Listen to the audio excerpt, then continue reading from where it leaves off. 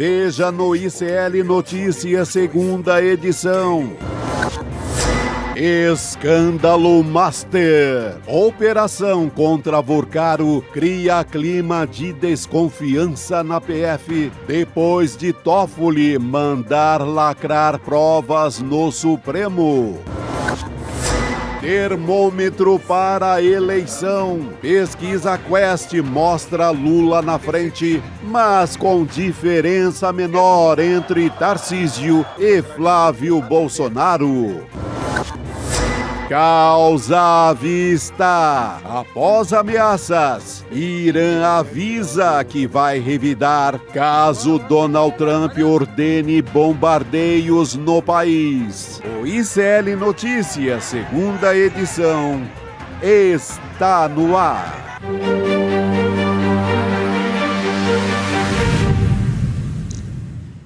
Olá, boa tarde. Seja muito bem-vindo, seja muito bem-vinda. O ICL Notícias, segunda edição, está começando. Estamos ao vivo em todos os nossos canais nesta quarta-feira, dia 14 de janeiro de 2026. Uma quarta-feira que começou quentíssima, com mais uma operação da Polícia Federal no caso Master. Chico Sá, boa tarde para você. A maior fraude financeira do país, né? Segundo quem entende de dinheiro. Verdade, né? Segundo o próprio ministro da Fazenda, Fernando Haddad. Aqui em São Paulo, alerta severo de tempestade, em Brasília do mesmo jeito. Em Brasília do mesmo jeito. Não tem outra coisa. Em São Paulo, literalmente, em Brasília, a gente tem o caos da tempestade, que pelo menos para algumas pessoas que foram apontadas pela Polícia Federal como envolvidas, porque foram alvo dessa investigação. Um escândalo que a gente traz em novo capítulo nessa quarta-feira. Bem que a gente falou ontem com o Lula, né, Chico? Com nosso jornalista Luiz Costa Pinto, que a cada dia era um desdobramento novo nesse caso da fraude do Master. É tanto dinheiro nesse caso que você pega hoje, só o que foi bloqueado pela Justiça é quase 6 megacenas da virada, quase 6 bilhões. Então você aí que sonhou com aquele dinheiro no fim do ano, olha o montante, a montanha de grana dessa fraude financeira sem tamanho. Com um personagem muito interessante hoje na cadeia, né? Mais um que tentava partir para Dubai, que é o sonho dourado de todo rico brasileiro agora. O Zetel lá, que é o cunhado do Vorcaro, que é nada mais, nada menos do que o maior doador da campanha do... Depois você conta. Eu achei que olha o spoiler. Achei que... Mas Chico, é gravíssima essa história. Polícia Federal já disse, aliás, afirmou ao STF que identificou suspeita de novos ilícitos que foram cometidos pelo dono do Banco Master, o Daniel Vorcaro. Por isso que esse novo capítulo é tão importante. Está num despacho do Dias Toffoli, o ministro que é relator desse caso, e quando autorizou essa segunda fase daquela operação Compliance Zero, o ministro citou quais são essas novas descobertas da PF. Então, a gente tem aqui um despacho que está na tela para você que me acompanha, um trechinho que se diz: diante da evidência da prática de novos ilícitos supostamente cometidos pelo investigado, se faz necessária a colheita de elementos probatórios complementares. Ou seja, vamos colher provas novas porque tem novos ilícitos que foram identificados aí nessa parada, a parada sendo o caso Master. Quais são os os alvos que os agentes da PF fizeram buscas hoje, Chico Sá? Endereços ligados ao Daniel Vorcaro, o banqueiro, o dono do Master, e parentes dele também. Vamos colocar aqui na tela. Então temos, além do Daniel Vorcaro, que vai aparecer na sua tela mais à esquerda, aí a gente já tem a tela agora. Na direita, o Fabiano Zettel, que é o cunhado do Daniel Vorcaro. E aí, esse nome é importante, Nelson Tanuri, empresário, e também o João Carlos Mansur, o fundador da REAG. O cunhado do Vorcaro, que está do lado superior direito, ele chegou a ser preso no aeroporto porque ele estava embarcando para Dubai, nos Emirados Árabes, só que ele foi solto. e ele foi o maior doador. É ele, Chico. É ele, esse é o personagem. O termômetro, o maior doador das campanhas do Tarcísio de Freitas, governador de São Paulo, e também o Jair Bolsonaro, campanha para presidente em 2022, 5 milhões para os dois. É isso, né, Chico? Ninguém dá 5 milhões, por mais que seja amigo, por mais que ame, adore, idolatre, que jante com ele todo dia à luz de vela, ninguém dá 5 milhões a ninguém à toa no Brasil. Eu desconheço alguém que dá 5 milhões e não quer nada. Esse rapaz, ele é um pastor, ele vem ali da linha, mais um que vem daquela igreja da Lagoinha, que é uma igreja chique, ali que prega para um Deus premium, né? Que eles são de uma Deus igreja premium. bacana ali, que querem ser diferentes do Deus. Pobre tem seu Deus, os ricos da Lagoinha têm outro Deus. Cada um, a coisa lá é luxuosa. Então, ele tem muitos negócios aqui em São Paulo, tem muitos negócios em Minas. Ninguém dá um dinheiro desse para um governador, para um favorito a uma eleição, à toa. Então, o interesse, claro, de fazer negócio aqui em São Paulo e afinidade total com o bolsonarismo também, que começa na campanha e se estendeu até hoje. É isso, Chico. É um bom resumo que você traz aqui. Também, alvos dessa investigação, os pais e a irmã do Vorcaro, do banqueiro dono do Master. O empresário, vou pedir para a nossa equipe colocar mais uma vez na tela a carinha para vocês identificarem melhor. Ele é o que está na parte inferior. O Nelson Tanuri, no canto inferior esquerdo. Empresário, estava na mira da Polícia Federal também, foi localizado no aeroporto também, pegando um voo para Curitiba. E ele é conhecido por investir em empresas que já estão com dificuldades financeiras. Nos últimos anos, se apoiou nesses empréstimos do Master, né, para expandir os negócios, e o celular dele foi apreendido. Então, na sequência, aquela história que a gente trouxe agora, o despacho do Dias Toffoli dizendo novos materiais que foram apreendidos, né, nesse caso agora, é justamente isso aí. E só para fechar, no canto direito, na parte de baixo, a gente tem o fundador e ex-executivo da Reag Investimentos, que é o João Carlos Mansur. E parte das fraudes que são atribuídas ao Master envolve justamente fundos administrados pela Reag. E ele era o ex-executivo, né? Ele é o ex-executivo da Reag. Você quer comentar sobre ele também? O Tanuri é um velho conhecido. Quem é jornalista das antigas o descobre quando ele compra a massa falida do Jornal do Brasil. Ele é o rei da massa falida. Quando ele sabe que alguém está com dificuldade, ele chega lá e faz uma operação. E ele deixou lá os colegas jornalistas do velho JB, do Rio de Janeiro, concorrente do Globo na época, sem pai nem mãe, sem fundo de garantia. É esse tipo de senhor que está metido nessa operação. Ele está também num braço, num ramo da privatização da Sabesp. Está, inclusive, na justiça essa parte que ele ganhou da privatização. Então, veja com quem pode estar parte da água de São Paulo. Imagina uma privatização dessa. Perigo. O Mansur, que é do fundo, que é o mais falado por conta da sua ligação mais perigosa. Teria ligação direta com o PCC. Então é essa turma, é bandalheira pura. Exato, Chico, e foi bom você lembrar disso, porque foi naquela mega operação que se investigava justamente, a apuração por ter uma ligação com o PCC, com o primeiro comando da capital, e foi matéria que a gente deu aqui no ICL, ali em meados de setembro do ano passado. Sim. A gente foi a fundo aqui no ICL nesse caso. E aí, para trazer os detalhes dessa operação, para você que me acompanha, de quantos mandados foram cumpridos, para vocês terem uma ideia também do tamanho dessa operação. 42 mandados de busca e apreensão e também medidas de sequestro e bloqueio de bens e valores que chegam a quase 6 bilhões de reais. Porque a gente está falando que eu falei das né? 6 mega-cenas da virada. É isso aí, as 6 mega-cenas da virada. Perfeito, Chico. Para as pessoas terem uma ideia do tamanho do que a gente está falando. E aí, operação que aconteceu também na Bahia, Minas Gerais, Rio Grande do Sul e Rio de Janeiro. E a PF apreendeu 97, perdão, hein? Quase saiu errado, mas não saiu. A PF apreendeu R$97 mil em dinheiro vivo, carro de luxo, relógio. Aí era o troco, é o que esqueceram ali em cima da mesinha de cabeceira, tinha sabe? Arma de fogo também. Ali é o que esqueceram para o menino ali comprar uma coisa durante o dia. Ah, vai lá, menino, pega esse dinheirinho aí e compra um negócio ali no Pelourinho, sabe? Aí foi o troco que deixaram.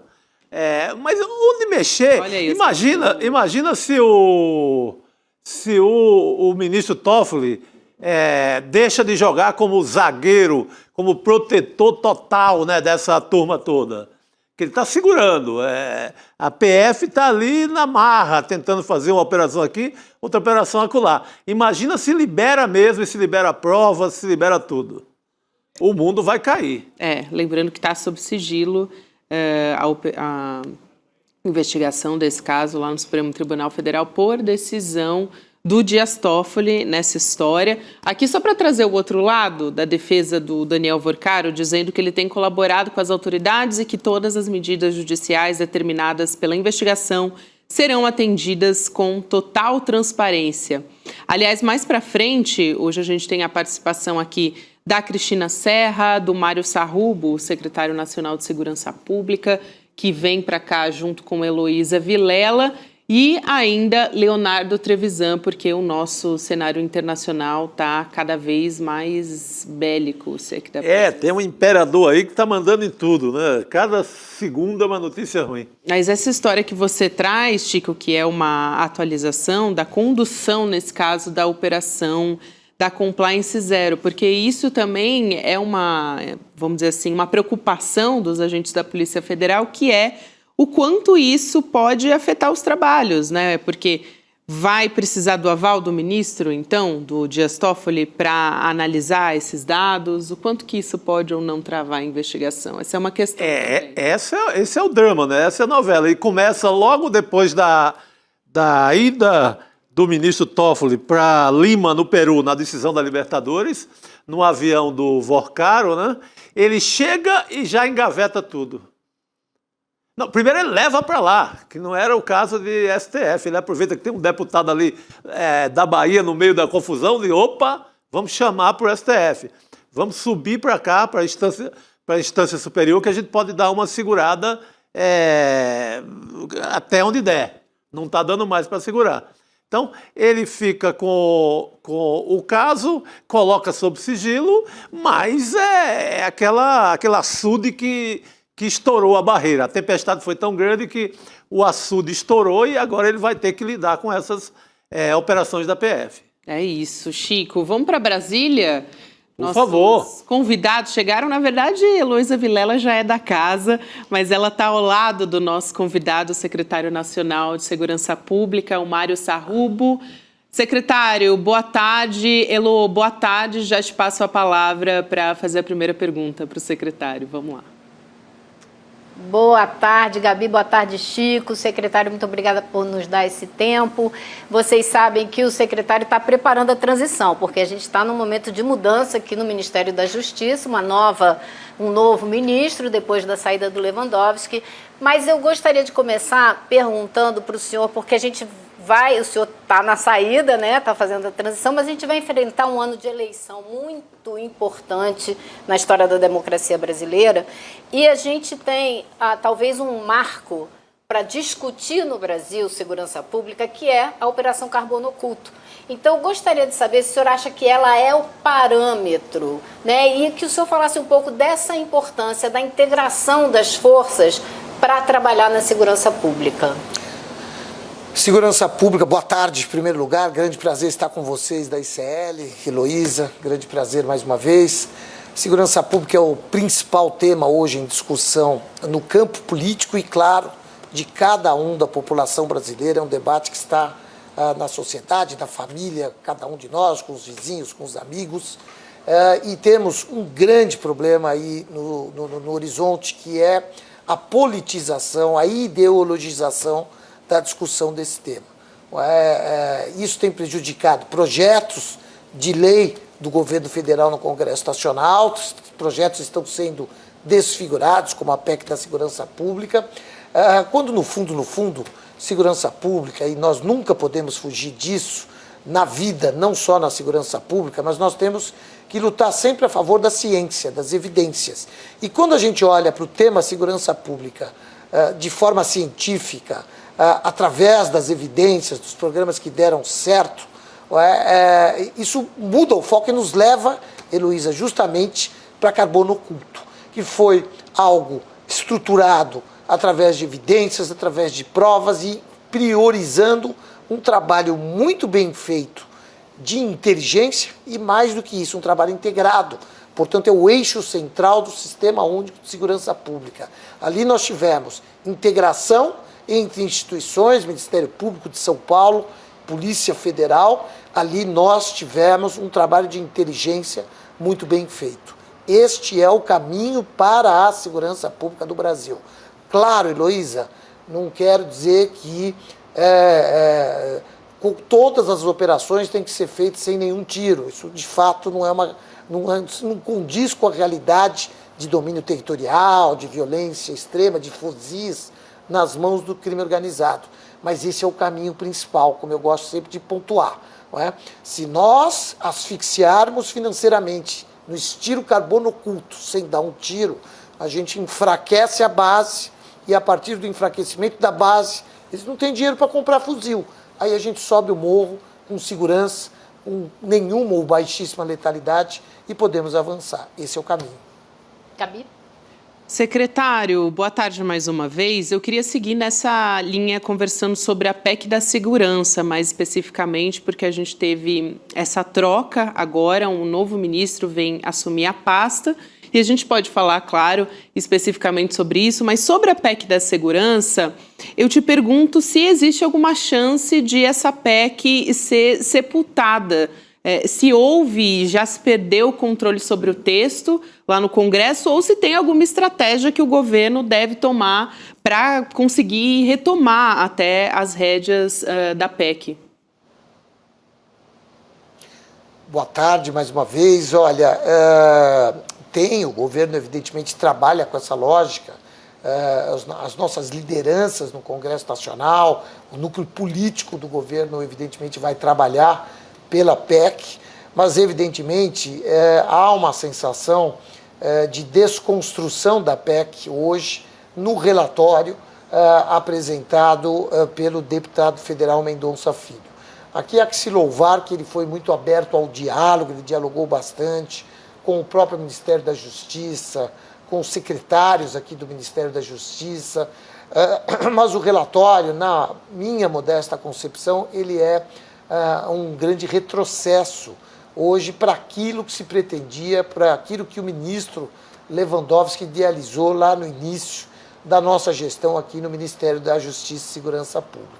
Era algo estruturante, era algo que pudesse fazer com que a União tivesse a oportunidade de coordenar o Sistema Único de Segurança Pública, fomentando a construção de uma política nacional de segurança pública junto com os estados e coordenando a integração da atuação das nossas forças. Lembrando que coordenação não significa comando. Nunca foi pretensão do governo federal, do ministro Lewandowski ou de quem quer que seja, o comando da segurança pública dos estados, mas a coordenação das ações integradas e o estabelecimento de parâmetros mínimos para impedir, por exemplo, que aconteça o que nós deixamos acontecer nos últimos 20 anos.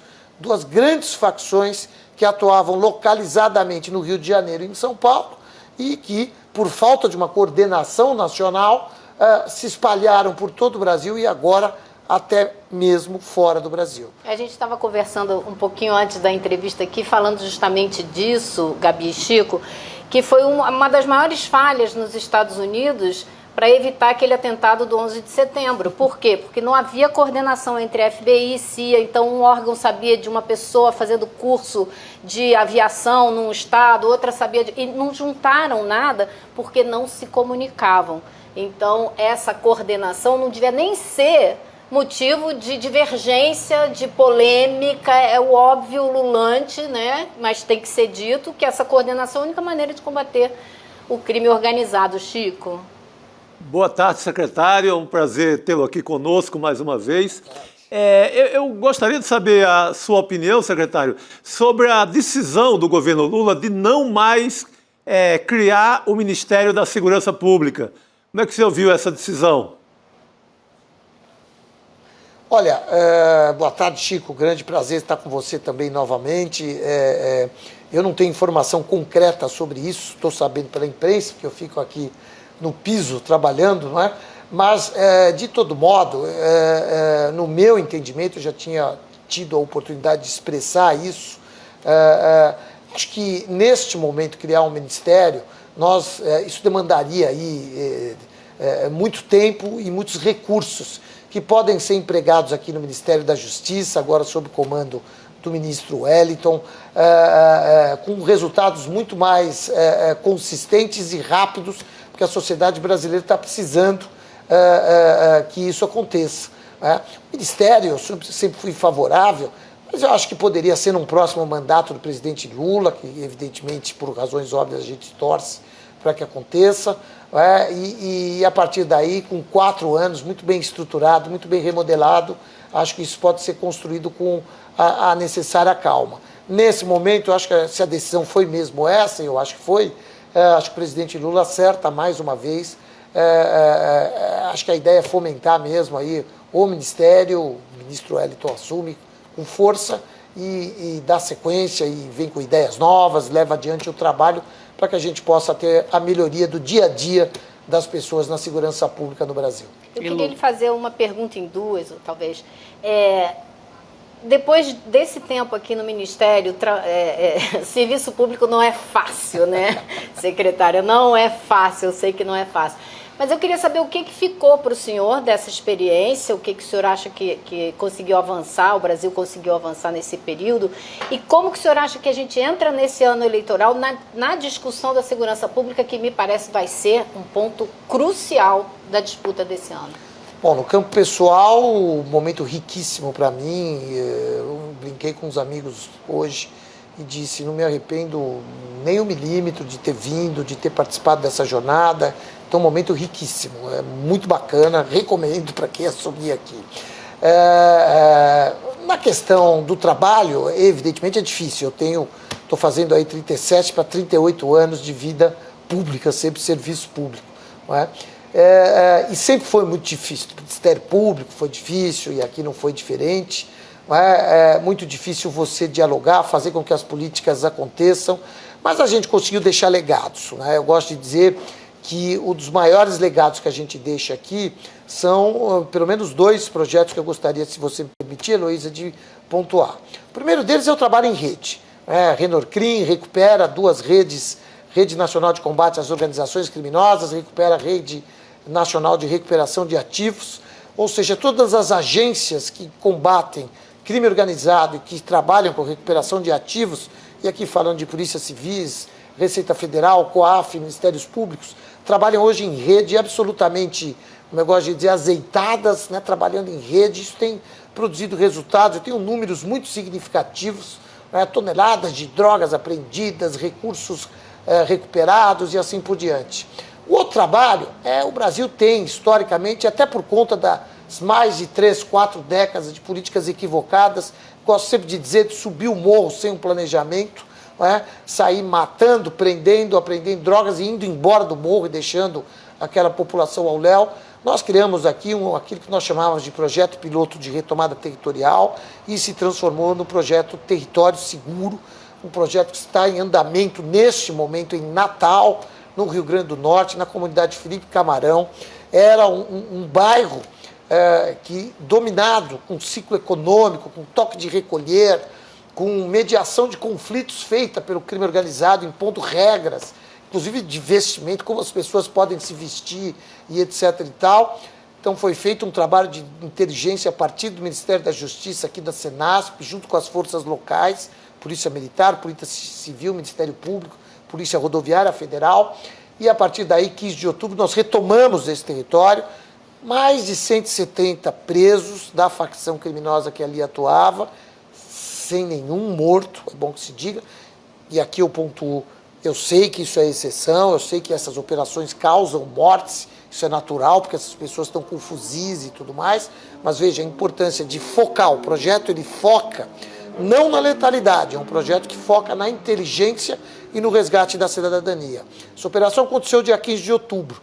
Até hoje as forças policiais estão lá no território, ainda de forma ostensiva, forças especiais, mas estamos na fase que é mais difícil ou tão difícil quanto, que é de entrar o serviço. Cidadania, município, Estado, está entrando o serviço. O Ministério da Justiça, hoje acertei, vai entrar a Pronace Juventude, vai entrar o programa da Secretaria Nacional Antidrogas, levando cidadania para transformarmos o policiamento das forças especiais em policiamento comunitário e resgatar a cidadania. Esse é um projeto para o Brasil, esse é um projeto do governo federal para o Brasil. Claro, não quero aqui dizer, Chico,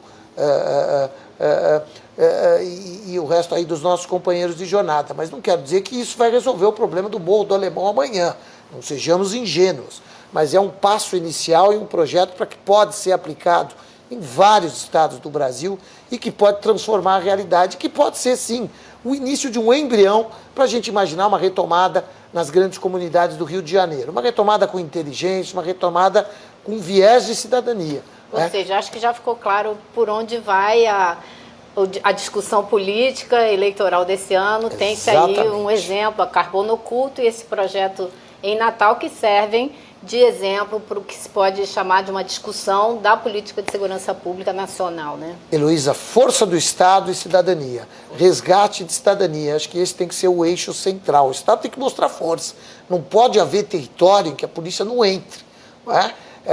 E ao mesmo tempo o Estado tem que entender que ou você usa da força para entrar e põe cidadania lá, porque aqui o crime organizado ali estava para se substituir ao Estado que lá não estava, e a partir daí a gente possa ter uma política. Agora, a discussão política, ela está contaminada. Eu gosto muito de ler sobre política quântica, essa questão das redes, o quanto a população aspas, subordinada a esses vieses de algoritmos, de influencers e tudo mais, e isso me preocupa muito, porque se tem um campo em que essa ideologia e em que essa política quântica atua de forma muito efetiva, é na segurança pública. Então, acaba vencendo muitas vezes o discurso, aquele velho discurso de 30, 40 anos atrás, que vem sendo aplicado há 30 anos, que é aumento de pena, que é bandido bom é bandido morto, e etc. e tal, que passa muito longe da ciência e das evidências. É esse discurso que vai acabar, e eu temo, possa vencer as discussões. Então nós precisamos, a imprensa tem que ser muito firme e temos que olhar para esse sistema de política quântica que enviesa, que captura a liberdade das pessoas, o entendimento das pessoas, que acabam emburrecendo. Eu costumo dizer que as pessoas estão ficando burras, porque elas não leem mais os jornais e estão, na verdade, muito presas aos videozinhos de redes sociais, né? Aqui isso tem sido informação. Então, num desses livros que eu li, tem uma frase que eu gosto muito, não é minha, agora não lembro o autor, mas é uma frase muito bacana. São tempos de muita informação e pouco conhecimento. Isso pode pautar o debate político. Não podia concordar mais. Gabi? Secretário, a gente está com, na verdade, 1 minuto aqui, então queria pedir uma resposta muito sucinta, mas eu acho que é importante, que é sobre esse novo ministro que assume a pasta da segurança pública, como perguntou o Chico, vai ser uma super pasta, né? Não vai ter mais o desmembramento em 2 pastas. Então, agora assumindo o ministro Wellington César Lima Silva, eu já ouvi 2 entrevistas do senhor bastante recente falando do PL antifacção, dizendo que foi destroçado e que o relatório do DERIT foi um desastre. E a da PEC, que eu também perguntei, a PEC da segurança, o senhor já falou que foi descaracterizada. Então, levando isso em conta, os principais desafios do ministro, e aí o desafio do senhor é a resposta sucinta também nesse pouco tempo que a gente tem aqui, e já agradeço. Muito rapidamente, o ministro Wellington é muito capacitado, tem experiência, tem articulação, saberá dialogar com o Congresso Nacional, junto aí com a base do governo. Eu tenho muita esperança que ele faça um excelente trabalho aqui. O presidente Lula acerta na substituição ao ministro Lewandowski, que evidentemente para mim é uma referência. Cheguei com ele, saio com o ministro Lewandowski. Entendo que o nosso ciclo do ministro e o meu aqui terminaram. Mas eu tenho muita confiança na capacidade de articulação do ministro Wellington, que tem muita experiência, é alguém que conhece crime organizado, foi procurador-geral na Bahia, é alguém que conhece e respeita os direitos fundamentais, então saberá conduzir o Ministério da Justiça, esse diálogo com o Congresso, com equilíbrio. Promotor, sabe dialogar, então vai debater muito bem no Congresso Nacional, tenho certeza. Ok, Gabi. Elô, secretário, muito obrigada, secretário, pela sua disponibilidade aqui de vir ao ICL Notícias segunda edição mais uma vez, o secretário Mário Sarrubo e também Elô Vilela, quase que diariamente aqui no N2 junto com a gente. Obrigada, Elô, bom trabalho por aí em Brasília. Obrigado. Boa noite. Boa noite. Boa noite a todos. E a gente segue por aqui, daqui a pouco vamos voltar a falar da operação, né, Chico, do Banco Master. E sempre que falo de Banco Master, eu fico pensando no fundo garantidor que esses investidores... Olha, tem gente aí que está naquela dúvida, né? Naquele suspense. Estão esperando por isso, né? O dinheiro está lá, tem o fundo garantidor que diz que até 250 mil sai. Não é 250 mil, é 250 mil e só. Não é 250 mil num CDB, 250 mais no outro, Exatamente. Não. É só 250 mil. Ou seja, quem acreditou naquela ladainha de um CDB a 140%, essa lenda urbana, virou a perna cabeluda das finanças do Brasil. Né? 140%, não existia aquilo. Então, para se proteger disso, o que é que a gente faz? A gente assiste Mapa da Mina, né? Pois é, eu não sou besta, eu também. Eu não sou boa. Como eu não entendo de nada desse mundo financeiro, eu vou ali no meu guia Eduardo Moreira. É isso, a gente senta na cadeira e estuda, Chico. Exatamente. Estuda assistindo o Mapa da Mina, que vai acontecer no dia 29 de janeiro. É uma quinta-feira, às 8 horas da noite, então você tem aquele respiro de uma horinha logo depois do N2, você fica bem informado, já dá aquele respiro... ou janta, dependendo do horário ali, né? 7 horas já dá. E na sequência já vem assistir o Mapa da Mina junto com a gente, que é onde o Edu traz as previsões de dólar, das bolsas no mundo inteiro. E o cenário econômico está realmente, nesse ano, sendo muito afetado. A gente tem um cenário internacional até de muita incerteza nesse momento. Que pode mudar todo dia, né? Toda hora, né? Uma tacada nova lá do Trump já altera tudo. Então, imagina, se já era difícil, imagina você cuidar do seu dinheiro agora. É isso. Então, gente, para agora 2 segundos do seu tempo, digita o seu e-mail icln2.com.br, porque vale a pena você acompanhar o Mapa da Mina para ficar bem informado, para saber onde aplicar o seu dinheiro e, bom... não cair nesses golpes, né? Numa cilada grande como essa, a fraude do Banco Master, que a gente vem atualizando e que cada vez está criando ainda um bololô ainda maior. Não vimos nada ainda. Ainda não. Brasília vai tremer. Mas o Haddad já deu a sinalização do tamanho que tem essa fraude bancária. Vamos seguir aqui falando sobre isso? Chamar Rodrigo Viana aqui para a nossa mesa redonda? Rodrigo, chega mais, boa noite. Está pensando assim, cunhado é parente, né, ou não? Parente. Frase do Brizola, Pois né? cunhado não é parente e tal, mas é cunhado nesse caso. Olha, aí a grana não era só parente, a grana dormia junta. Tudo junto. Era tudo junto e misturado e os dois tinham um canal ali direto com o Palácio dos Bandeirantes, com o Tarcísio de Freitas e com o Bolsonaro. Então essas doações a gente pode entender, de certa maneira, como doações também do grupo do Vorcaro, apesar de não serem diretamente dele, né? Eram do cunhado, né? Pessoa física do cunhado. O dinheiro é muito junto ali, não dá para separar, né? Não tem como você separar. Não, aqui é do Vorcaro, aqui é do cunhado, aqui é da mulher é da irmã do Vorcaro, não dá. Agora, me chama a atenção, imagina se o maior doador de campanha, vamos supor, do Haddad e do Lula, em 2022, vamos supor, tem um empresário, é investigado. Seria a manchete do UOL e do G1 durante uns 10 dias. Seria assim, helicóptero no quintal do Haddad, de todas as grandes emissoras, chegando todo mundo 24 horas. Claro, e todo mundo querendo saber quem era o cunhado que doou pro Haddad. Que homem generoso é esse? É uma generosidade Agora, qual a ligação dele com o Lula? 5 milhões. Então, seria 24 horas e outra, era difícil sair dessa crise. Pois é, agora que... Era difícil ter governo forte depois disso. Era para acabar governo. Mas isso não mexe um dedo com o Tarcísio de Freitas, com ninguém. Por quê? Não mexe sequer com o Ibanez Rocha. Eu estou vendo mais destaque para o Nelson Tanuri do que para o cunhado do Vorcaro, doador. Sim. E é uma... Por exemplo, na capa do UOL se fala do Nelson Tanuri, que você citou aí, que foi dono até do Jornal do Brasil.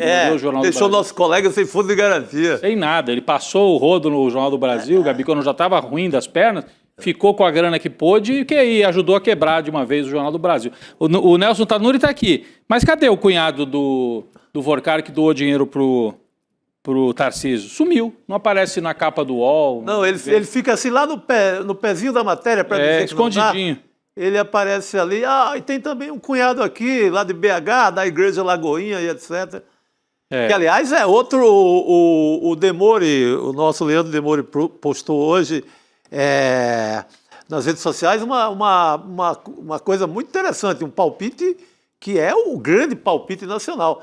Gente, está na hora de investigar essa Igreja da Lagoinha. Pelo amor de Deus, como diz um tal de Chico Sá, né? Pelo amor do meu Padre Cícero. Tudo que todo dia sai um escândalo de lá, ninguém investiga essa igreja. Tá na hora, Gabi. Mas tem elementos novos nessa história aí, né, Chico? Quem sabe agora avança, inclusive, para isso. A dica tá dada aqui no N2 pelo Chico Sá. A gente vai continuar falando sobre essa história. Já até tangenciamos a parte do Dias Toffoli nessa história da operação e as cobranças explícitas que ele fez para a Polícia Federal. Vamos incluir a Cristina Serra nessa história que está chegando aqui agora e a gente vai trazer um pouco mais de contexto e até os trechos em que ele fala a respeito disso. Cris, boa noite para você. Boa noite. Boa noite, Gabi, Chico e Rodrigo. Vamos lá então, Cris, da gente trazer esses detalhes sobre essa nova fase da operação contra o Master e o Dias Toffoli fazendo essas críticas à atuação da Polícia Federal na condução dessa operação.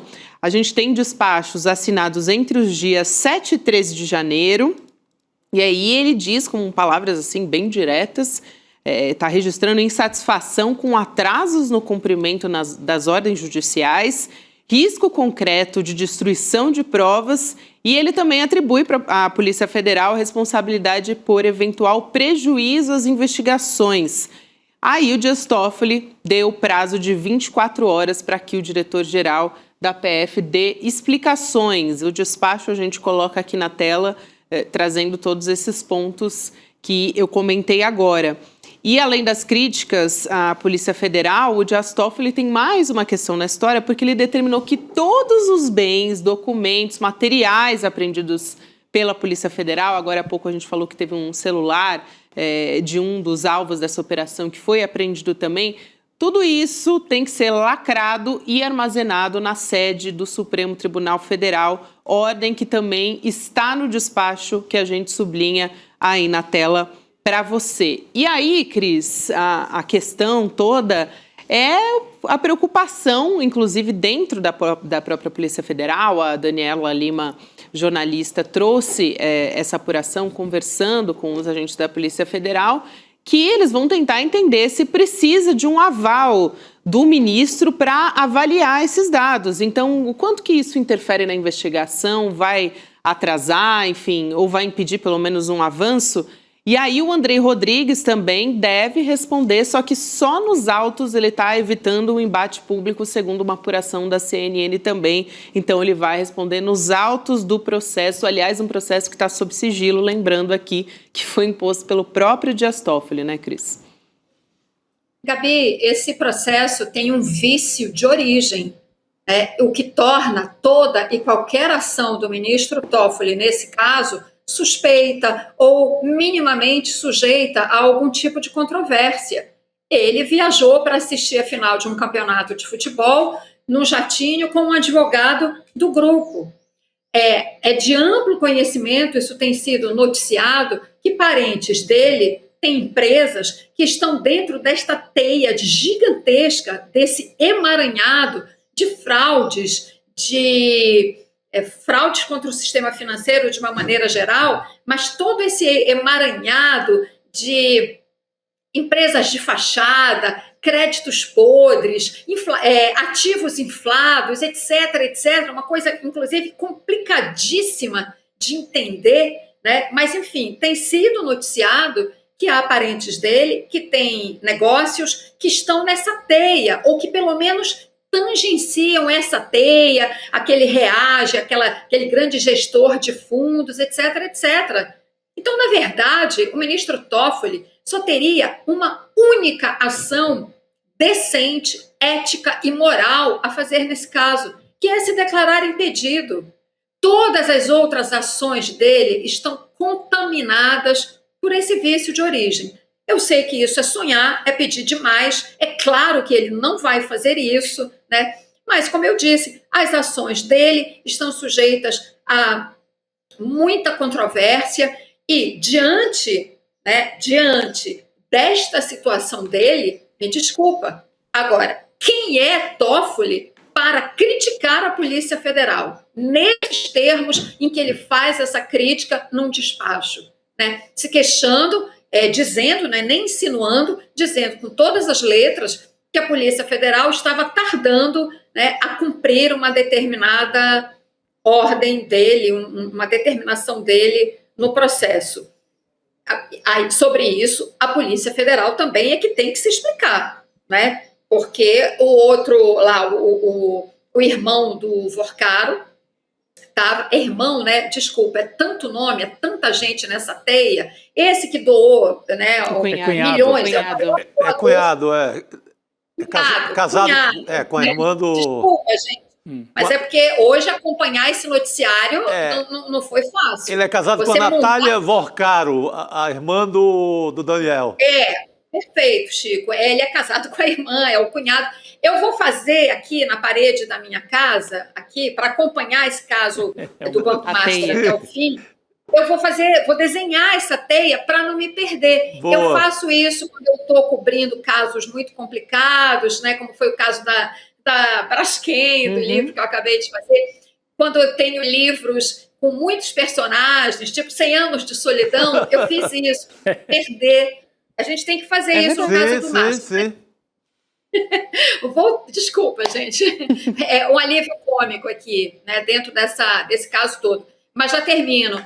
Esse Zettel, né, figura importantíssima, maior doador das campanhas de Tarcísio e Bolsonaro em 2022. Enfim, uma coisa gigantesca que a gente precisa entender. Esse cara estava quase escapando, né?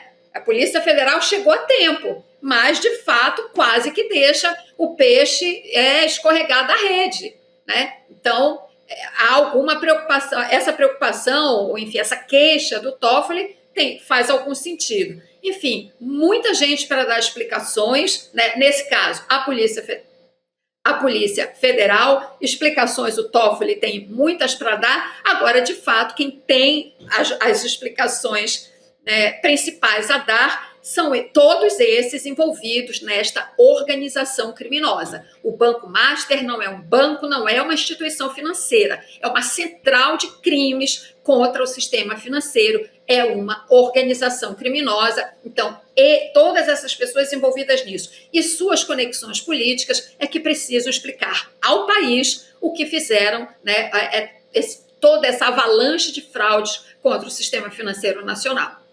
Aliás, isso me lembra que lá para o final de dezembro, o Toffoli também pediu uma cariação, nesse caso do Master, sem a provocação da Polícia Federal também, né? Então, antecipando a produção de provas ali, porque normalmente, de praxe, é a PF que faz esse pedido, né? Essa determinação para depois o caso caminhar. Enfim, é mais uma fase, vamos dizer assim, agora muito mais explícita por parte além de ter voado no avião para assistir o jogo do Palmeiras em Lima contra o Flamengo, o jogo que o Palmeiras perdeu, né, inclusive. Então ele foi junto com um advogado que defendia um dos acusados do caso Master, né? Então, o Toffoli tem algumas decisões ou ações um pouco esquisitas, eu diria, nesse caso do Banco Master. Parece uma aflição quase, assim. Eu preciso tomar conta de tudo, eu preciso voar com o advogado, depois eu puxo o caso para o meu lado. Agora eu digo, não pode mexer nos documentos, tem que pedir autorização para mim. Qual é o medo do Toffoli? Que vaze que tipo de informação?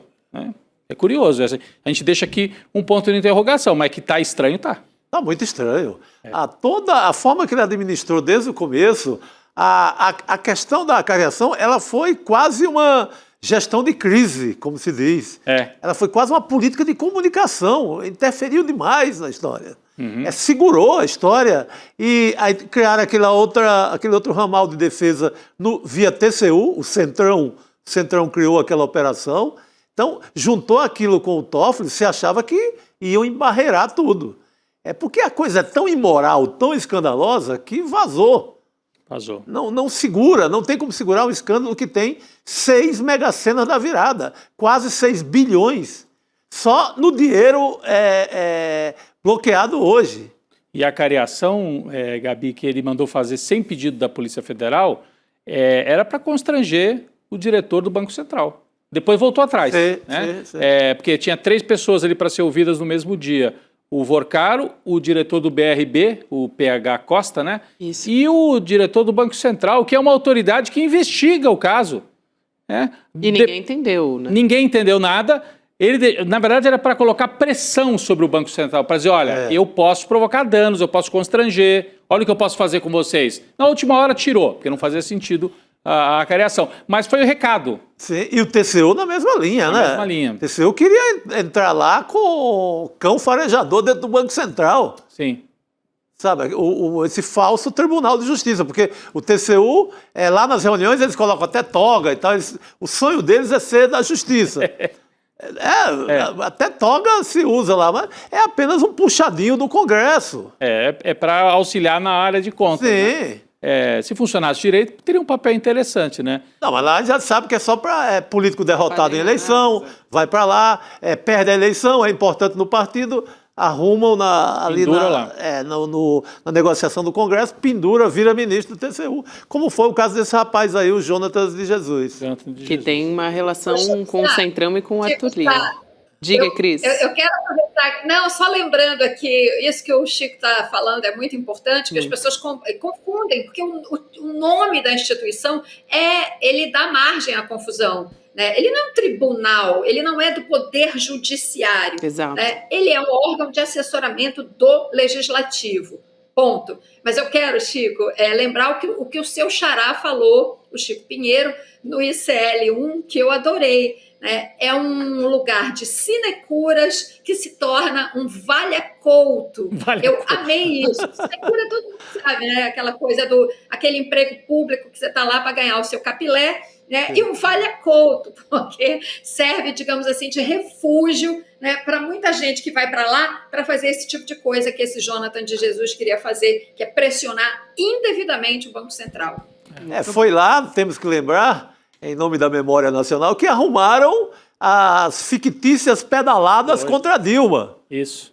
Foi lá que arrumaram a queda da Dilma. O Eduardo Cunha, junto com toda aquela turma canalha, com o Temer, com o Supremo, com tudo, se reúne e diz, opa, vamos achar alguma coisa, TCU, escala o TCU, arrumaram as pedaladas fictícias ali, em torno de recursos para a agricultura e, opa, temos tecnicamente aqui algo interessante, vamos tocar adiante.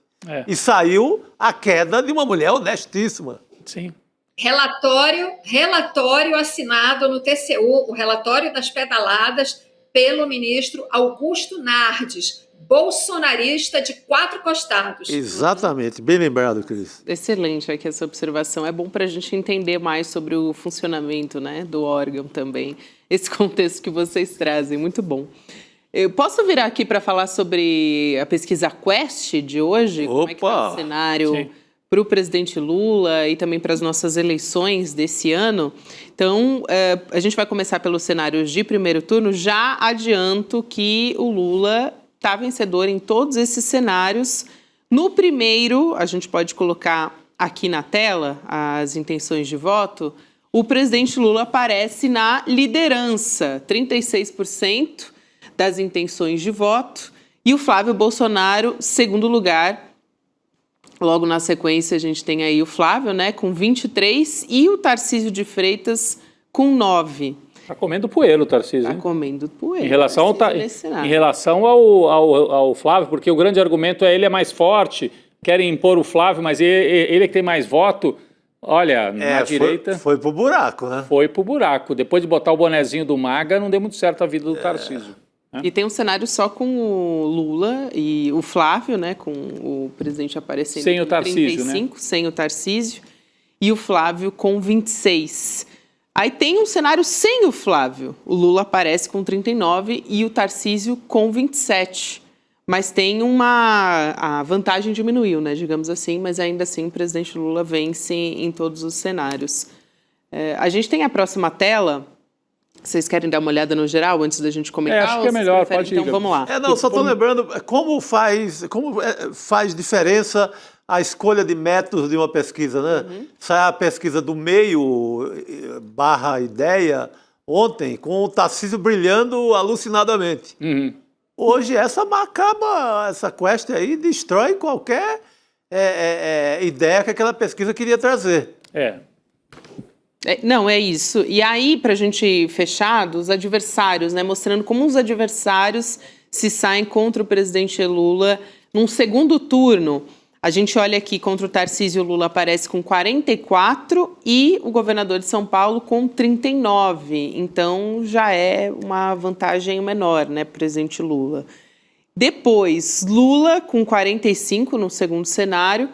E Flávio Bolsonaro com 38, também está meio parecido, né? Tá, porque a diferença para o Tarcísio é de 5 pontos e para o Flávio Bolsonaro é de 7 ou 8, né? Peraí, se puder colocar de novo, é 7 pontos. Então, esse argumento de que o Tarcísio é que pode ganhar do Lula no segundo turno, na Quest não aparece. Está muito parecido o desempenho de Tarcísio e de Flávio Bolsonaro. Eles estão bem parecidos. É isso. Cris? Olha, assim... analisando os números gerais aí da pesquisa, né? Lula bem em todas as situações, primeiro turno, segundo turno, o que não surpreende, porque eu acho que ele está colhendo os bons resultados, bons não, ótimos em alguns indicadores, resultados na economia, nas políticas sociais, né? Uma certa sensação de bem-estar entre a população. Então, essa é a boa notícia.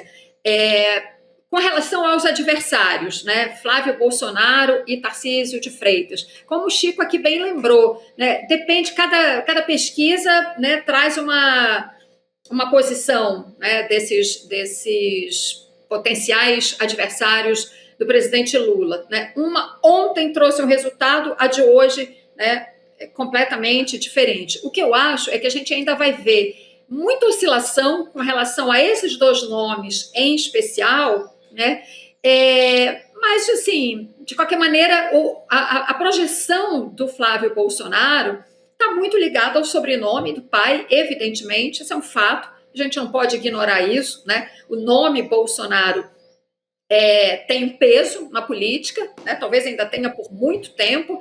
E essa eleição agora que vai ser um teste importante para ver quem é o herdeiro, né, desse espólio da extrema-direita brasileira. O Tarcísio, por outro lado, talvez ele oscile, fique aí em terceiro lugar, muito porque, apesar de ocupar, né, o executivo do principal estado do país, né, em termos de poder econômico, ele é desconhecido. O Flávio Bolsonaro, por estar sempre muito colado à imagem do pai, em todas essas situações, sobretudo essas últimas situações de vitimismo, né, por exemplo, depois que ele foi preso e fica nesse entra e sai de hospital, o Flávio ele deve ter, sim, uma boa taxa de conhecimento. O Tarcísio, não, né? Apesar do cargo que ocupa, como eu disse, não é, de fato, tão conhecido. Nada que uma campanha muito bem feita, com muito dinheiro, né, com muita máquina digital azeitada, não resolva. Eu continuo achando, já disse algumas vezes, para mim, Tarcísio é o candidato do dinheiro grosso desse país e ele está jogando, ele está com o pé em cada canoa. Ele é sim candidato a presidente, várias atitudes dele mostram isso. Agora, é jovem, tem uma reeleição praticamente garantida, como governador de São Paulo, também não perde nada se não conseguir, de fato, né, agregar em torno dele a candidatura para presidente, pode esperar um pouco mais. Mas, para mim, ele é o candidato da Faria Lima, do raio que parta desse dinheiro grosso desse país. O desejo é esse, o desejo do dinheiro é esse. Mas acho que está dado já que ele não será o candidato. Mas, acho não, é a informação que a gente Lula tem. trouxe ontem também, incluindo o Ratinho nesse cenário, né? Que o PSD, a turma do Centrão, né, Chico? O Chico também trouxe a informação do próprio Palácio, de gente lá do Palácio dos Bandeirantes, né? De que já não contam com o Tarcísio no plano nacional. Essa é uma informação importante. Mas há sinais contraditórios, porque a esposa do Tarcísio fez uma postagem falando sobre a possibilidade deles irem para uma disputa nacional. Eles colocam vídeos no ar em que o Tarcísio fala sobre o Brasil e não sobre São Paulo, não fala do metrô de São Paulo, não fala do Rodoanel, fala... Eles irritam, inclusive, o bolsonarismo mais raiz. O Flávio... Paulo Figueiredo tá bravo. Fica um pouco irritado com o Tarcísio, porque eles continuam insinuando, mas eu acho que essa já é propaganda para ser mais forte na corrida aqui em São Paulo. Ou é para jogar pressão em cima do Flávio, né? Dizendo assim, se você quiser o apoio do Tarcísio, você vai ter que se mexer, né? E senão a gente vai continuar fustigando e deixando a candidatura do Flávio com dificuldades para conversar com o grande capital, por exemplo. Porque enquanto o Tarcísio for essa alternativa, como diz a crise, né? Desde o ano passado era o preferido, né, Gabi, da Faria Lima, do mercado, enquanto houver essa possibilidade, o Flávio fica como aquele cara que não é recebido nem pelo Marco Rubio lá nos Estados Unidos e tem dificuldades também aqui junto à turma de mercado, que fica achando, mas peraí, será que ainda não pode ser o Tarcísio? Por que eu vou fechar um acordo com o Flávio se ainda pode ser o Tarcísio, né? Então, ele fica numa posição fragilizada, o Flávio, junto ao grande capital. Mas, eleitoralmente, me parece que o Flávio está embicado para ser o nome, né? Inclusive, a pesquisa Quest de hoje mostra que o Jair conseguiu transferir quase tudo já para o Flávio. Quando se pergunta, você é bolsonarista raiz? 77% ou 80% já dizem que vão votar no Flávio, não tem dúvida. Então, o Jair transferiu já para o filho dele. O meio do caminho é que fica difícil. Essa turma que não é nem Lula, nem Bolsonaro. Essa aí tem dificuldade em votar no Flávio e acho que esse que é o problema dele na eleição. Rodrigo, todos esses cenários que vocês estão avaliando são possíveis, estão delineados hoje. O jogo está em aberto. Entendi. Eu para mim, assim, com tudo que eu já acompanhei de campanha política, sobretudo nos dias atuais, com a política tão volátil como é hoje, diferentemente de tempos atrás, quando você tinha estruturas partidárias muito consolidadas, caciques partidários que ditavam o jogo. Você poderia dizer, numa eleição de 10 anos atrás, você poderia dizer, em janeiro, o que vai acontecer na eleição ou na definição, né, das candidaturas, que é mais ou menos no meio do ano. Hoje, isso não existe mais. A política não é feita mais assim. A política eleitoral não é feita mais assim. Então, o que vocês estão dizendo se aplica para o dia de hoje, a semana, talvez o mês. Para os meses seguintes, até o prazo de definição das candidaturas, o jogo está aberto. Está aberto. É isso aí. A gente tem os dados do próprio governo Lula também, né? A aprovação que se mantém ali estável nesse momento. Aliás, se a gente olhar para a desaprovação, que também está meio que ali muito parecida com a aprovação, ela já foi muito maior. A desaprovação do governo. Então, está estável com a em relação à pesquisa em dezembro, tem 49% de aprovação, você que acompanha aí na tela. Aliás, 47%, né, de aprovação, o contrário, 47% de aprovação, 49% de desaprovação. A gente vê aqui na tela é a linha que está em vermelho, que é a da desaprovação, e a azul, a de aprovação. Aí, só para não deixar de dar os dados da pesquisa também, porque a gente está em ano eleitoral, a gente tem o registro, que é o BR 835 de 2026, o registro da pesquisa no TSE.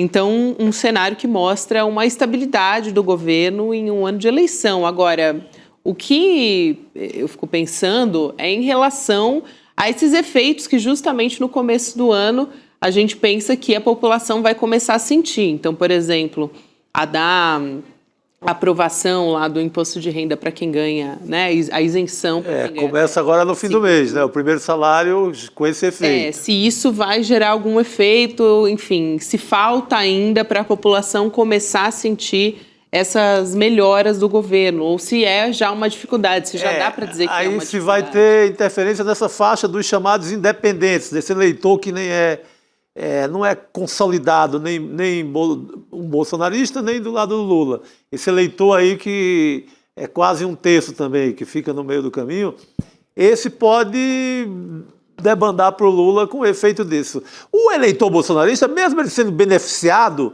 eu acho que ele não muda. Se o Lula fizer ali um tapete vermelho na frente da casa dele, botar comida, der escola para o filho, cuidar da cidade dele, iluminar, botar ali, aparecer quase como Jesus Cristo, mesmo assim, ele não vai votar no Lula. Sim. Eu acho que uma coisa consolidada, calcificada, encruada, não tem jeito. E isso é muita gente, que é essa percentual do Flávio Bolsonaro. Que pode chegar a 40%, 45%. Não sai. Aí independe de um governo extraordinário ou um governo qualquer. É uma coisa meio tá ali na cabeça, não vai mudar. Agora, o Lula entra no ano eleitoral, portanto, com as pessoas acreditando que a economia vai melhorar, porque é outro dado que está nessa pesquisa. Você acredita que a economia vai melhorar ou piorar? A imensa maioria acha que vai melhorar nos próximos meses, o que é favorável ao Lula. Sim. Mas chama a atenção que a aprovação do Lula melhorou do meio do ano para cá. A gente viu ali as curvas, né? A curva azul e a curva vermelha quase que se invertem, mas daí elas não se cruzam, não há consolidação dessa melhora, né? Então o Lula melhora e chega no empate. Tem um empate, uma divisão ao meio no país, metade aprovando e metade desaprovando, que acho que tem muito a ver com essa consolidação ideológica anti-lulista ou antipetista, de um lado. E vamos lembrar que mesmo nos momentos em que o Lula tinha governos super bem avaliados e sempre foi para segundo turno, nunca ganhou eleição nenhuma em primeiro turno. Então, eu acho que tende a ser uma eleição bastante disputada. Hoje o Lula teria 10 pontos, ou 7, 8 de vantagem sobre o Flávio, pode ser até menos, eu acho, porque a campanha vai ser dura, as big techs vêm aí. E o Lula, por seu lado, tem a máquina, né, que a gente viu como é que o Bolsonaro usou, o Lula não vai usar desse jeito, a gente espera que não, né, mas a máquina tem um peso, e a economia. Se seguir melhorando essa história do imposto de renda que as pessoas vão sentir no bolso, pode ser que o Lula consiga até consolidar essa vantagem. Mas vai ser uma eleição dura, não acho que vai ser eleição para 10 pontos de vantagem, não. Não, tem moleza não. É isso aí. E aí, Cris? Não, eu concordo inteiramente, de jeito nenhum. Vai ser uma eleição duríssima, definida por uma margem muito pequena. A de 2022 foi em torno de 2 milhões de votos, se eu não estou enganada. Eu acho que vai ser a mesma coisa agora. Vai variar pequena coisa para mais ou para menos. Nossa, isso é uma guerra, gente. Nós estamos no meio de uma guerra. E vai ser assim, definida ali. Se não for definida, como se diz no Jockey, no Photoshop, né? É isso. Tem muito embate aí pela frente. Aliás, só para não deixar de dizer, né, que o presidente Lula acabou de decidir vetar também uns 400 milhões de reais em emendas aprovadas pelo Congresso, que não teve acordo prévio com o governo, então isso também deve entrar na conta, já que a gente está falando de um ano eleitoral aí. Cris, muito obrigada por hoje, é um prazer receber você sempre. Valeu, querida. Prazer, Gabi, Obrigado, Chico, Cris. Rodrigo. Tchau, Obrigado. tchau. Boa noite, querido. Até, Cris. E vamos seguir aqui porque o cenário internacional, como a gente já adiantou, tem novidades, aliás, um cenário que é bastante caótico, né? Essa previsão do apocalipse quase que a gente traz todos os dias aqui. Irã se manifestando, avisando que vai atacar as bases dos Estados Unidos no Oriente Médio se começar a ser bombardeado pelo governo Donald Trump. A informação que é de um oficial iraniano para a agência Reuters. E, segundo essa mesma fonte, o governo do Irã também pediu para que os aliados dos Estados Unidos no Oriente Médio impeçam Washington de atacar o Irã. Aí a gente vai poder ouvir do professor Leonardo Trevisan, que está chegando aqui. Quem são esses aliados? Quem pode atuar numa mediação? Catar, Arábia Saudita. Só, professor, para completar a informação, antes de te dar a boa noite e passar a palavra, importante, os Estados Unidos começaram ali a tirar, né, evacuar os soldados das principais bases militares no Oriente Médio. Então, isso chama muito atenção, isso é de uma fonte norte-americana, também informação da Reuters. Boa noite, professor. Boa noite, Gabriela. Boa noite, Chico. Boa noite, Rodrigo. Boa noite a todos que nos escutam, né? Gabriela, eu prestei bastante atenção quando você disse esse universo caótico de que a gente fala. Lamentavelmente é isso, né? Eu fico pensando no nosso ouvinte, né, que ouve a nossa descrição desse processo e se faz uma pergunta básica, né? Como é que eu vou sobreviver desse jeito? Porque a guerra parece iminente, né? Não é bem assim, né? Não é que a guerra seja iminente, mas nós estamos num xadrez, sabe, Gabriel? Nós estamos num jogo de xadrez, em que agora nós estamos movimentando os peões e movimentando, porque a ameaça é real de atacar e derrubar o rei, né? Do que nós estamos falando? Qual é o jogo de xadrez? Nós temos duas áreas bem consolidadas, né? Que é a área da América Latina e a área da Ásia. A Europa Ocidental ficaram para os Estados Unidos, que se chama de hemisfério ocidental. Né? E eles vão tomar conta do jeito que bem quiserem, como nós vimos Venezuela, como estão apontando em torno de Cuba. Né? A área asiática ficou para a China, para ela crescer ali e dominar como ela bem entende. Né? Sobrou espaços no mundo que o xadrez está sendo jogado. Um deles, e que é bem forte, é Irã. Né?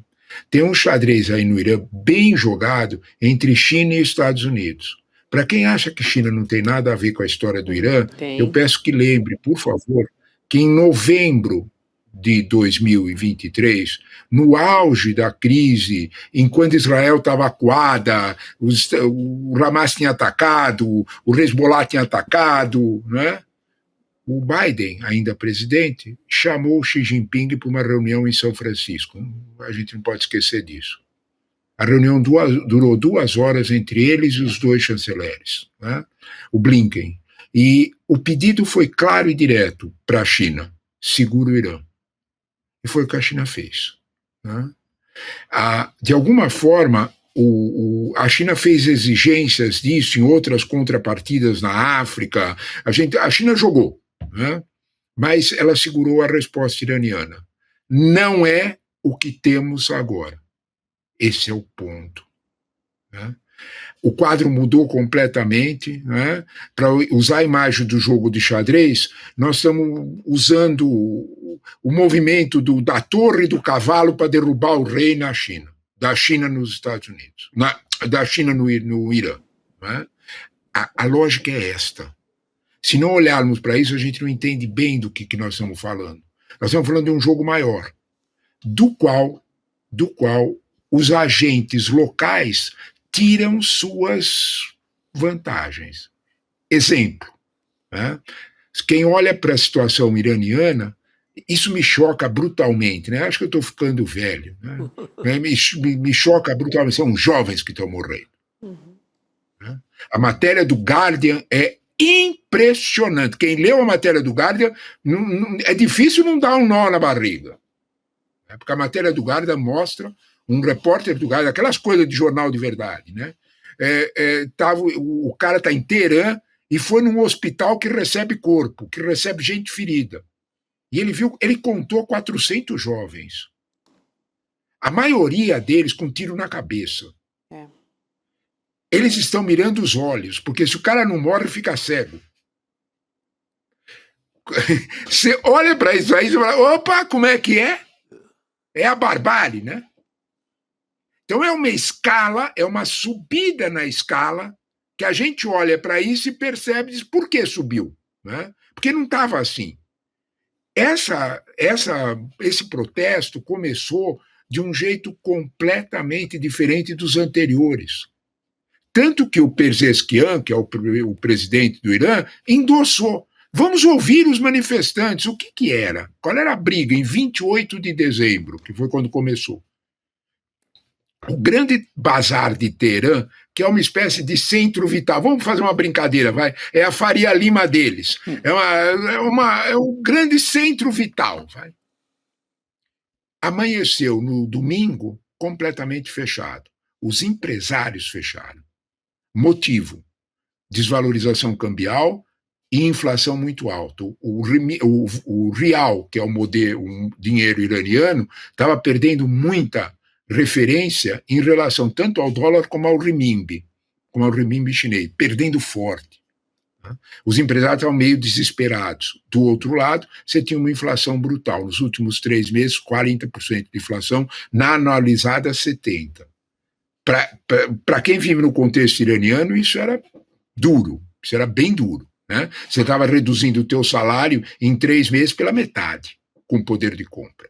Então, quando olhava para isso, os empresários levantaram e, de algum modo, aquela sociedade oprimida, principalmente a opressão para cima dos jovens, observem as mulheres. Eu acho que não há estado nenhum no mundo em que as mulheres sofram todos os estados as mulheres são bem problemáticas, mas no Irã a coisa é muito pior, a violência é pior, porque ela é institucionalizada. Quem tem alguma dúvida disso, pensa na Mahsa Amini, a moça, 22 anos, que deixou os cabelos um pouco para fora do chador, a polícia de costume prendeu e matou, ela morreu sob custódia. Então, um pouquinho para fora do chador os cabelos, porque ela é curda, ela achava que não. Então, ela era, né? Então, quando a gente olha para esse quadro, o que saltou, né? A sociedade iraniana deu um salto, tentou aproveitar meio que empresário. Na segunda-feira da reclamação dos empresários, o presidente do Banco Central iraniano caiu, né? O Trump ficou morrendo de inveja, viu, Chico? Morrendo de inveja, né? Eu falo mal e os iranianos falam mal e cai o presidente do Banco Central. O Trump não consegue, mas os iranianos conseguiram. Derrubaram o presidente do Banco Central e o Pezeshkian tentou administrar, saiu fora do controle. A rua tomou conta. Aí é a inflação, aí é o confronto direto. Tá? Você olha para isso e entende. E o Irã estava tentando lidar com isso, quando você fala isso, é a teocracia iraniana, com a voz do Pezeshkian. Vamos negociar, etc. O que aconteceu nos últimos 4 dias que passaram a matar os jovens do jeito que aconteceu? São mais de 3 mil mortos. Né? O que aconteceu?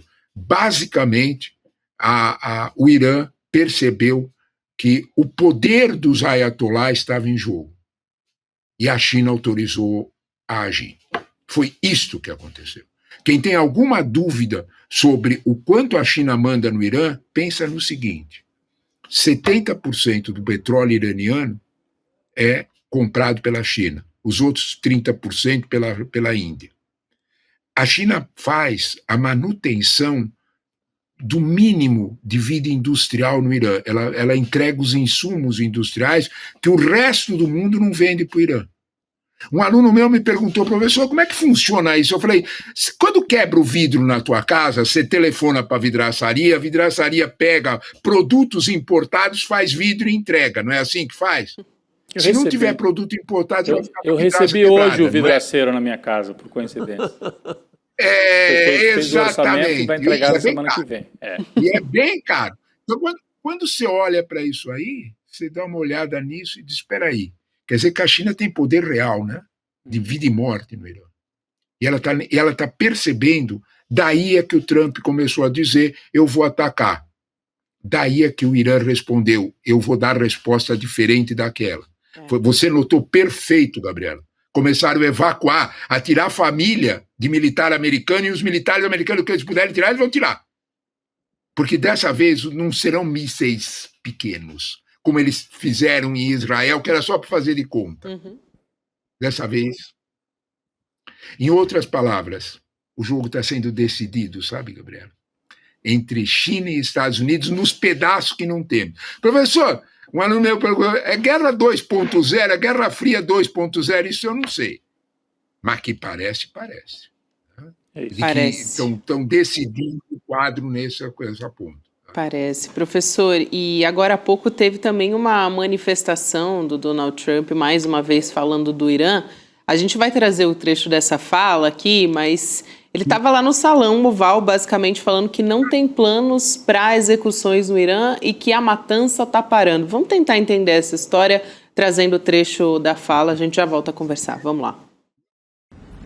We've been told that the killing in Iran is stopping. It's stopped. It's stopping, and there's no plan for executions or execution.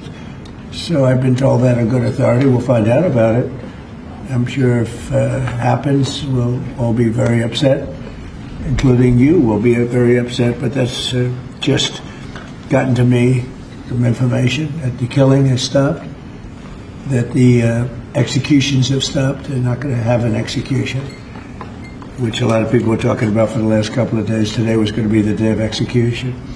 Então, ele falando sobre isso, professor, eu quero lembrar daquele jovem que foi o primeiro manifestante preso, o de 26 anos, o Irfan Soltani, porque até a família dele chegou a ser informada que ele ia ser executado hoje, depois de um processo ali que foi, gente, durou 2 dias, um processo, né, que não é um processo, mas tentando entender um pouco como é que o Trump vai usar ou não essas execuções, se isso é um recuo por parte do Donald Trump, ou se ele pode usar ainda isso como algum tipo de ameaça mais para frente. A frase lá na Casa Branca soou como um recuo, Parecia bem de recuo. O tom, Parecia né, assim, também. olha, fui informado de que as execuções cessaram, então agora vamos botar o pé no freio. Tem a ver com esse cenário, talvez que o professor estava explicando para a gente antes, de que não é um jogo só, entre aspas, Estados Unidos e Irã, mas há um jogador, para muita gente, oculto, que é a China. Será que é isso, professor? Não há dúvida nenhuma, Rodrigo. É o que a Gabriela falou do início, né? As bases foram retiradas. Vamos prestar atenção, Arábia Saudita, Omã e Catar, desde ontem, estão avisando para os Estados Unidos de uma forma clara, não se mete. Não faça nada. Eles sabem o que estão fazendo. Avançaram no ponto. A Arábia Saudita avisou os Estados Unidos que não cederia o espaço aéreo para os aviões americanos bombardearem o Irã. Espera aí. Quer dizer que a briga sunita e xiita amansou? Vem contar isso para mim. São séculos, milênio. É evidente que não amansou. Tem uma foto, Gabriela, que é genial, se a gente procurar com calma na internet, a gente acha. A foto é o chanceler em agosto de 2022. Você olha, está lá o chanceler iraniano numa mesa, o chanceler da Arábia Saudita, que agora eu esqueci o nome dos dois, há um tempo eu sabia, os dois sentados numa mesa, que me lembro bem, era redonda, e o Xi Jinping de pé.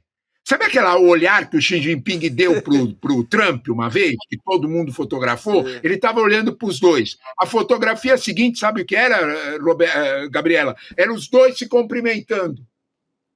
É isso. É isto. A China dando para o chanceler da Arábia Saudita e o chanceler iraniano cumprimentem-se, eles se cumprimentaram. Então, a foto existe, está aí para quem quiser ver, é só procurar com um pouco de paciência que acha. Então, quando a gente olha para esse quadro, né, é a tua pergunta, o que está acontecendo? Provavelmente, né, o Mohammed bin Salman, né, pressionou que é o da Arábia Saudita, o verdadeiro operador, o rei oficial da Arábia Saudita, pressionou Trump para que não avançasse mais. Provavelmente, a China avisou Trump que a resposta seria para valer, que agora não ia ser daquele jeito. Provavelmente, acender neste quadro um tumulto maior seria bem grave.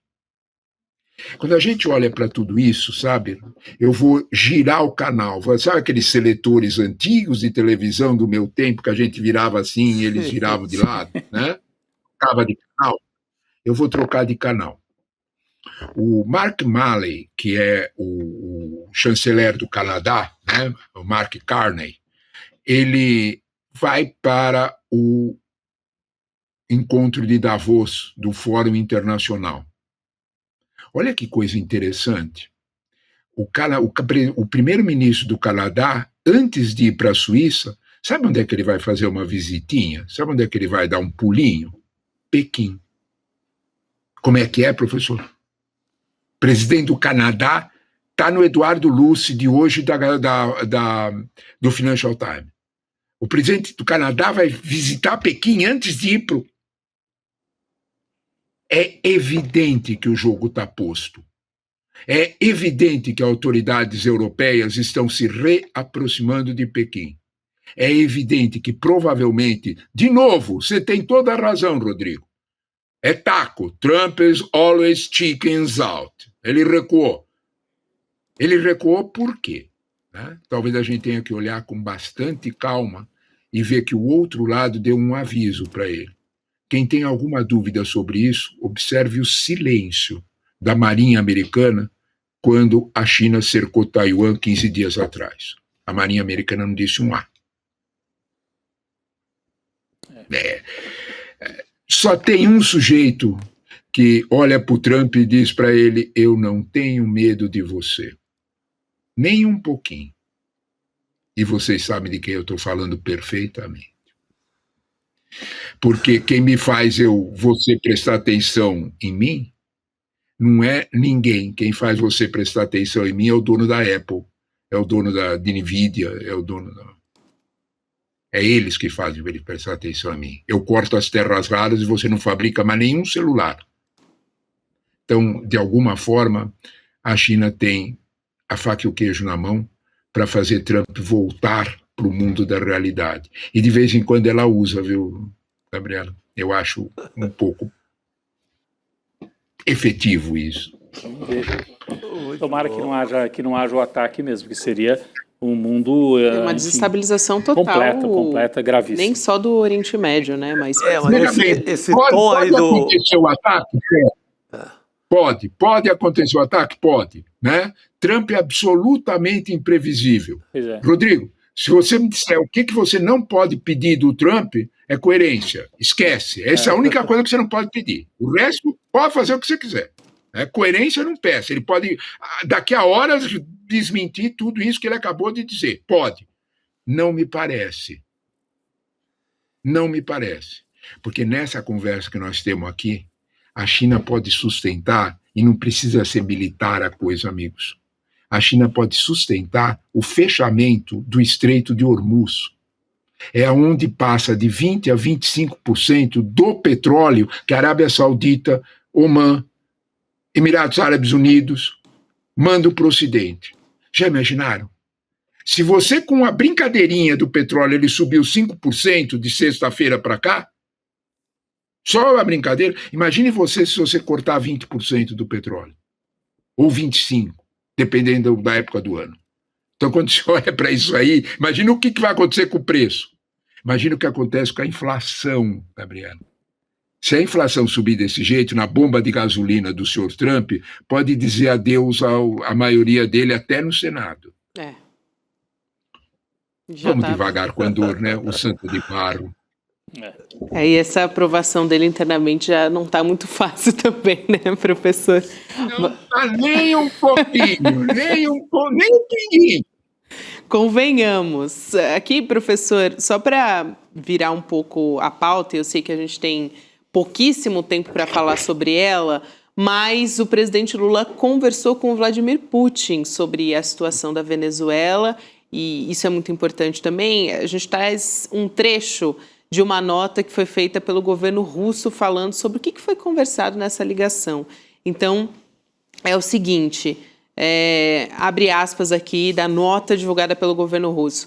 Enfatizaram as abordagens fundamentais compartilhadas pela Rússia e pelo Brasil no que diz respeito à garantia da soberania estatal e dos interesses nacionais da República Bolivariana. Concordaram em continuar coordenando esforços, inclusive no âmbito da ONU e por meio do BRICS, para reduzir a tensão na América Latina e em outras regiões, porque não é a primeira vez, né? O presidente Lula ele tem atuado como quase que um mediador aí, de certa maneira. A questão da libertação dos presos políticos da Venezuela. Isso também. Tinha o Lula, o Zapatero e o Catar nas conversas. Então, o Lula continua nesse jogo em relação à Venezuela. Mas hoje, professor, o Trump disse que a presidente da Venezuela é maravilhosa. Nunca viu ninguém... A Deci. Nunca vi ninguém tão maravilhosa como a Deci. Tá louco, né, o cenário.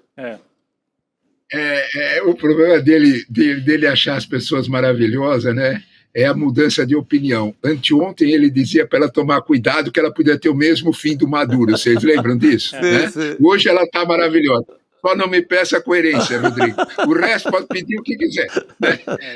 Só não pede coerência. Então, de alguma forma, a gente olha para isso, né? E o que é que o Putin e Lula conversaram? A gente tem um detalhe importante nisso, né? Que é o fato de que quem tomou a iniciativa da ligação foi o presidente Lula. Esse fato é fundamental. Né? E tomou a iniciativa exatamente para ter mão forte nessa negociação. Né? Sabe, amigos, me chamou muita atenção, né, que alguns comentaristas da Fox News, né, eles aproveitaram uma visita de um vice-ministro das Relações Exteriores ao Maduro na véspera do ataque. Lembram-se disso? Ele fez uma visita, ganhou um cavalo, né? Para dizer que nem a China sabia de nada. Né? Vários analistas militares, vários, não foi um só, apontaram, será que não é o contrário? Será que os Estados Unidos não observaram que o Maduro ia ser solidificado pelo chinês e trataram de agir muito rápido? Ou o preço da entrega do Maduro ia subir? Então, quando nós olhamos para esse quadro, né, indica que, ao contrário do que a gente imagina, as decisões na América Latina sobre a presença chinesa ainda não estão definidas. Professor, o senhor está dizendo que nós podemos virar um tipo de Irã e ter aqui também confronto entre China e Estados Unidos no nosso contexto? Não estou dizendo isso. Eu acho que nós temos características próprias. Mas a China, para quem gosta de número, presta atenção no seguinte: em 2024, a China avançou 113% a mais nos investimentos no Brasil. Não tem um único estado na América Latina, incluindo a Argentina. Vocês já repararam que o Milei fala aquelas bobagens todas, aquela gritaria toda, menos contra a China? Vocês já repararam que China não existe, o Milei? Fica bem quietinho. E não é só porque a China compra 70% da soja argentina, não é só por isso. Então, quando você olha para isso, né, tem Patagônia nessa história. A China está entrando lá com petróleo, com pesquisa de petróleo. Tem lítio nessa história. Né? Então, você olha para isso, assim, como é que é? Quer dizer, cara, sabe, um aluno meu, daqueles que ficam quietinhos, mas de repente fala alguma coisa, e ele falou um troço bem interessante para mim. Ele olhou para mim e disse assim: professor, o senhor não está achando que os Estados Unidos perderam a vez, que eles chegaram meio atrasados e por isso eles estão meio bronqueados? Eu fiz uma cara séria, sabe, assim, para ele, para não deixar, mas eu queria rir muito que nem você, Chico. Né? Juro por Deus, eu pensei, eu vou querer dar uma boa nota para esse moleque, né? Porque, de fato... Matou a charada, Muito né, bom. professor? Será que eles chegaram mesmo atrasados? O telefonema do Putin pode ter esse sentido. Né? Isso. Deixar, de alguma forma, essa presença mais clara e o Putin ajuda. Né? Porque, de alguma forma, né, não é só o Xi que consegue segurar um pouquinho aquele senhor. Né? Então, Isso aí, professor. Um prazer te receber aqui no N2 sempre, apesar desse cenário aí de iminência já caótico, né? Mas de iminência de fim de mundo. Nós não gostaríamos de falar disso, não gostaríamos. Nós gostaríamos de falar de coisas boas, mas o mundo está desse jeito, a gente não pode. Boa conversa, meus amigos. Excelente. Obrigado. Obrigado, professor. Obrigada, professor. Até mais. Roteirista não alivia pra gente, né? De forma alguma. E aí, vamos nessa assistir Provocação Histórica? Bora. Opa, hoje tem. Conversa do Lindener Pareto, nosso Lindener, com o historiador e cientista político Luiz Felipe de Alencar. Opa, Vai, jogo grande, hein? Quarta-feira com jogo grande. Muito bom. Reprise que a gente traz aqui dessa conversa que foi excelente. A gente está trazendo só os highlights, assim, os mais no começo Declínio do desse ano. Império Americano, né? É isso aí, sobre o declínio do Império Americano. Aliás, tá alinhadíssimo com o momento que a gente está vivendo. Então, boa noite, Chico, Rodrigo. Boa noite, Gabi. querida. Boa noite a Obrigado. todos. Até amanhã, pessoal. Até amanhã. Dia 22 de janeiro, uma quinta-feira, às 8 horas da noite, o ICL vai soltar uma bomba. A maior pesquisa já feita até hoje sobre como pensam os brasileiros e brasileiras. 10 mil entrevistados no país inteiro, o que existe de mais moderno de metodologia de pesquisa. E os resultados avassaladores, e em muitos casos completamente distintos do que dizem as pesquisas de opinião tradicionais, aquelas que os grandes canais de televisão mostram. Depois da revelação dessa pesquisa, a sua ideia sobre como funciona a mente do brasileiro vai mudar completamente.